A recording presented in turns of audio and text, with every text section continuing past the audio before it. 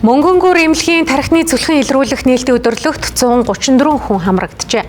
Үүнээс 19 хүн тархины зүлхэнтэй хэмээн онцлогдсон байна.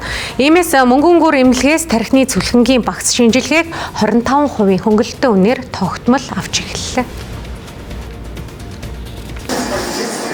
Тархины цүлхэн өвчнөөр 20-40 насныхан түгээмэл онцлогдож байна. Уг өвчнөө нь шинж тэмдэг илэрдэггүй. Тиймээс иргэд хүндэрсэн шатандаа үзүүлэх нь илбэг байдаг байна. Тархины цүлхэн нь удвал дотроо хагарах эрсдэлтэй юм. Ингэснээр насаараа өрөөл татамхай болох цаашлаад амнасаа алдах аюултай. Тархины цүлхэнгээс урьдчилан сэргийлэх гол арга зам нь эрт шинжилгээ өгөх юм байна.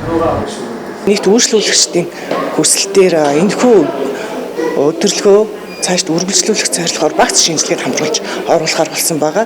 Энэ дээр зөвхөн цудасны ангиогоор бид нэр үнэлгээ өгдөг байсан бол бүтэн тархины шинжилгээнд дээр нэмэлтээр анрис буюу түрүүний AA буюу ийм л оюухан суурилсан шинжилгээгээ оруулаад ингээд урьдчилан сэргийлэх багцтай оруулаад явахаар болсон байгаа. Үүн дээр бол мэдрэлийн эмч маань бүх хүмүүс дээр зөвлөгөө өгөөд энэ зүлхэн хэрвээ үүссэн бол энэ хүмүүсээ бүгдийг хяналтанд авч байгаа. За тэгээд дунд болон өндөр эрсдэлтэй хүмүүсээ мөн хяналтанд аваад цаашдаа хэрхэн зүлхэн үүсгэж сэргийлэх талаар зөвлөмжүүдийг гаргаж өргөн тайлбарлаж өгч байгаа. Судасны ханы бүтэц сул байснаас үүдэн тархинд цүлхэн үүсэх нь илбэг юм.